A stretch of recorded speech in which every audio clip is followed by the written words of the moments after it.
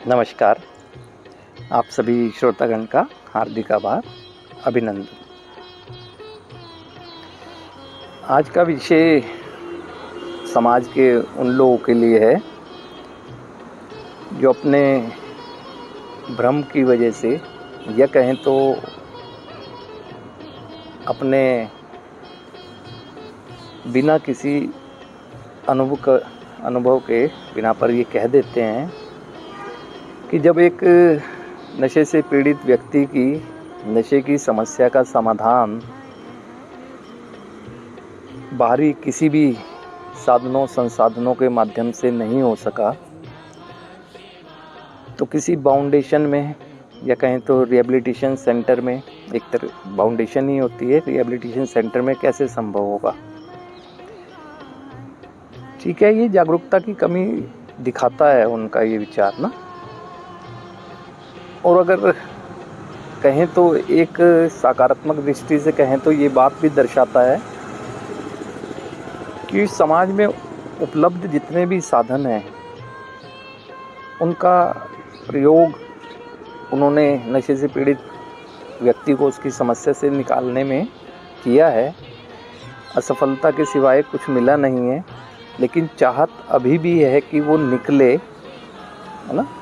निराश हैं लेकिन एक उम्मीद भी है निकले, लेकिन बस एक अनुभव या कहें कि जागरूकता की कमी ये दर्शाती है कि वो अब किसी पर भी विश्वास नहीं कर रहे हैं, क्योंकि जिन पर भी विश्वास किया बाह्य साधनों पर उसमें तो असफलता ही मिली है। तो स्वाभाविक सी बात है कि असफलता ने घेरा हुआ होता है और निराश व्यक्ति होता है, तो कोई भी बात बताई जाए उसे जिससे समाधान संभव हो तो यही लगता है कि नहीं, इसका समाधान हो पाना संभव नहीं है। तो सबसे पहले तो ये मैं बता दूं कि नशे की समस्या का समाधान संभव है ना। अब जब आपने लगाए ही उन्हीं साधनों का उपयोग किया जो उस उद्देश्य के लिए बने ही नहीं थे, तो उद्देश्य की पूर्ति होती कैसे, है ना। अब रिहैबिलिटेशन सेंटर में क्या होता है और कैसे हो सकता है ना, ये हमें समझना है। देखो, एक नशा कर रहे व्यक्ति ने अपने नशे के प्रभाव की वजह से और नकारात्मक सोच की वजह से अपने जीवन को पूरी तरह से अव्यवस्थित कर दिया है ना। पूरी तरह से अव्यवस्थाएं हो गई हैं उसमें ना। अब होता क्या है, जब भी कोई व्यक्ति उपचार के लिए रिहैबिलिटेशन सेंटर में एडमिट होता है, यानी इस फाउंडेशन का हिस्सा बनता है, जहाँ पर एक पूरा का पूरा एक आध्यात्मिक माहौल मतलब हर चीज़ में जिम्मेदारी का एक एहसास कराना, जिम्मेदार बनाने की दिशा में आगे बढ़ाना। जब उसमें उपचार के लिए एडमिट होता है तो सबसे पहले तो यहाँ ये समझना है, अब उपचार के लिए एडमिट हो गया, वो उपचार में क्या लेकर आया बाहर से, क्योंकि कंपेयर करेंगे तब समझ आएगा कि इस फाउंडेशन में होता क्या है। देखो, बाहर उसके नशे की प्रभाव की वजह से गैर जिम्मेदाराना व्यवहार हो गया था, यानी किसी भी तरह की जिम्मेदारी को निभाने में पूरी तरह से असक्षम, यानी आध्यात्मिक शून्यता कहें, है ना, नैतिकता का पतन, है ना। आध्यात्मिक शून्यता, नैतिकता का पतन, किसी तरह के भी वो व्यवहार जो उसके संस्कारों में परिवार की तरफ से दिए गए थे, अब उनका कोई भी किसी भी तरह का प्रदर्शन होता नहीं दिख रहा होता है।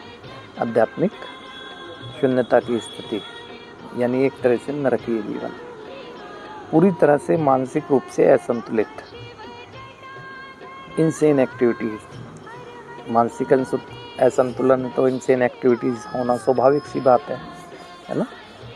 एक पूरी तरह से, एक तरह से कहें तो मानसिक दिवालियापन समझें उस बात को ना, एक इमोशनल डिसबैलेंस, ये सब बाहर ही उसके साथ था, इमोशनल डिसबैलेंस उसका ना। जाहिर सी बात है, जब एक्टिविटीज़ इनसेन एक्टिविटीज़ है तो संबंध तो ख़राब होने ही है। फैमिली रिलेशनशिप में देखें, सोसाइटी में रिलेशन में देखें, जो कभी अच्छे लोग उनके संग साथ हुआ करते थे उसके रिलेशन में देखें कि पूरी तरह से डिस्टर्ब है ना। कोई भी अर्थपूर्ण क्रियाकलाप नहीं कर रहा होता है ऐसा व्यक्ति ना।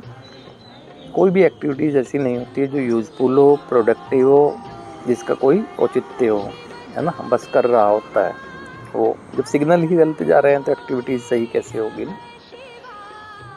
कोई लाइफ में अनुशासन नहीं, है ना।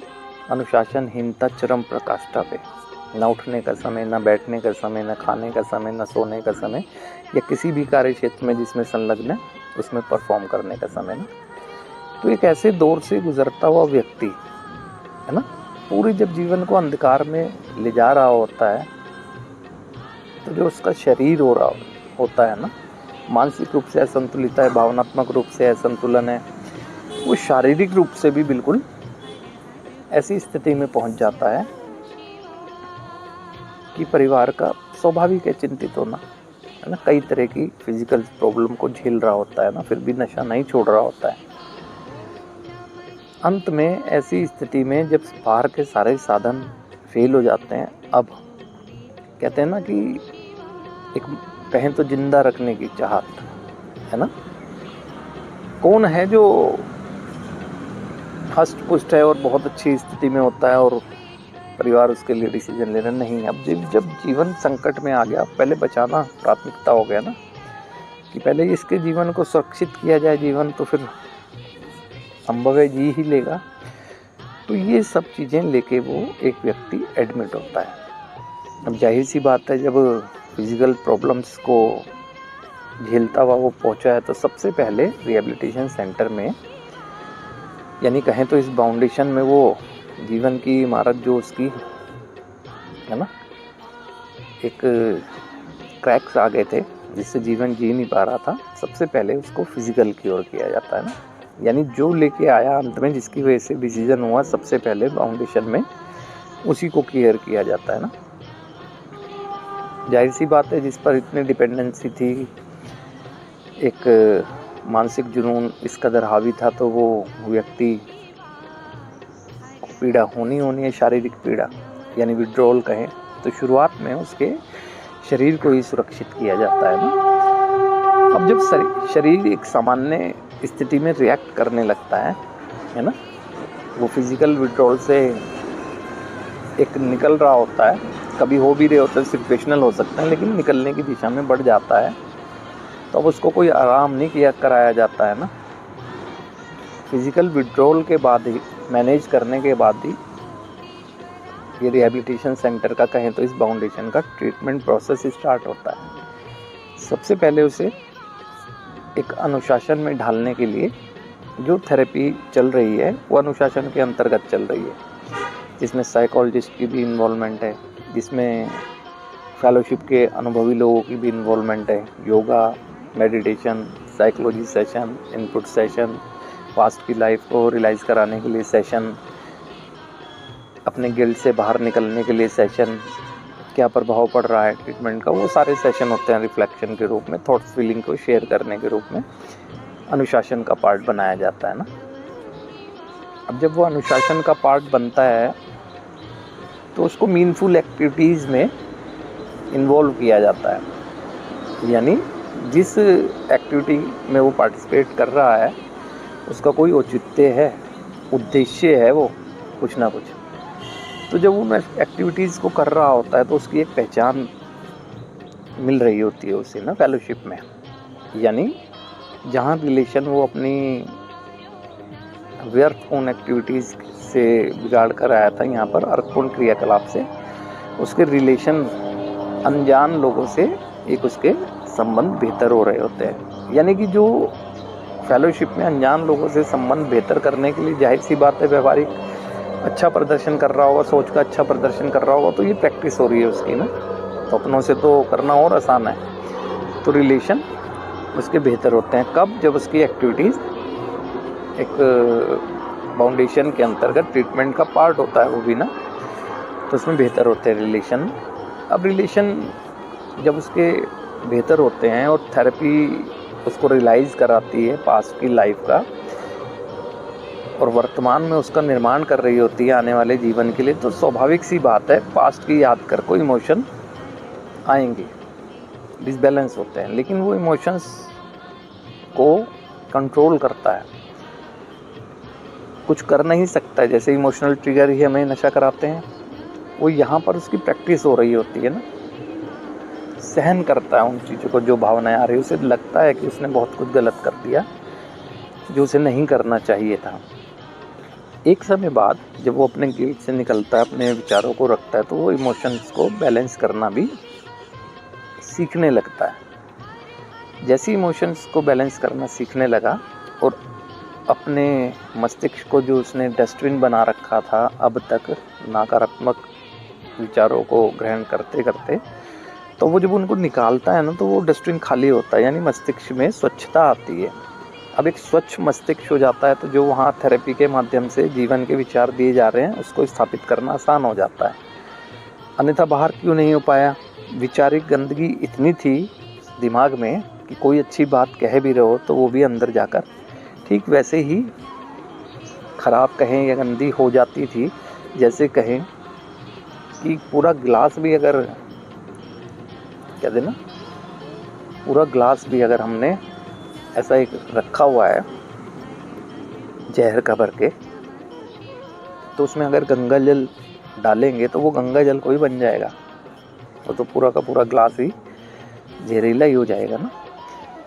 और किसी डस्टबिन के अंदर छोटा थोड़ा भी अगर कबाड़ रुक जाए और कितना भी उसको फूलों से भर दो, एक समय बाद सड़ जाएगा। तो ठीक ऐसी स्थिति मस्तिष्क की थी, लेकिन निकालता है वो ना। जैसे निकालता है, अच्छे विचार स्थापित किए जाते हैं थेरेपी के माध्यम से, तो वो मेंटली स्ट्रांग होने लगता है ना। स्टेबल होने में समय लगता है, लेकिन वो धीरे धीरे शुरुआत हो जाती है उसकी ना। और ये प्रोसेस क्योंकि ज़िंदगी भर चलने वाली चीज़ें हैं, यहाँ पर अभ्यास कराया जाता है, फील कराया जाता है, अनुभव कराया जाता है कि इस थेरेपी से क्या फील कर रहे हैं, है ना। रिफ्लेक्ट होता है, वो दिखता है, एक व्यक्ति का बदलाव उसके अंदर होने लगते हैं, दिखने लगते हैं ना। अब यहाँ से उसके अंदर जब मेंटल स्टेबिलिटी आने लगती है या मेंटली रूप से वो थोड़ा थोड़ा स्ट्रॉन्ग होने लगता है, तो उसे जिम्मेदारी का एहसास होता है कि क्या उसकी पिता के रूप में, पुत्र के रूप में, पति के लिए रूप में जिम्मेदारी थी, या कार्य क्षेत्र में क्या जिम्मेदारी थी, समाज में उसकी क्या जिम्मेदारी है। तो इन चीज़ों को वो समझने लगता है। तो ये जितने भी क्रैक्स बाहर से लेकर आया होता है ना, फिजिकल, मेंटल, इमोशनल, स्पिरिचुअल, है ना, फैमिली प्रॉब्लम, कार्य क्षेत्र की प्रॉब्लम, रिलेशन की प्रॉब्लम, ये क्रैक्स हैं। इन क्रैक्स को भरने का काम इस बाउंडेशन में किया जाता है। कहें तो इस बाउंडेशन में वो फाउंडेशन तैयार कर दी जाती है जिस पर वो अपने कर्मों से एक बेहतरीन इमारत खड़ी कर सकता है। तो ठीक है, ये सोचना जागरूकता की कमी की वजह से स्वाभाविक सी बात है।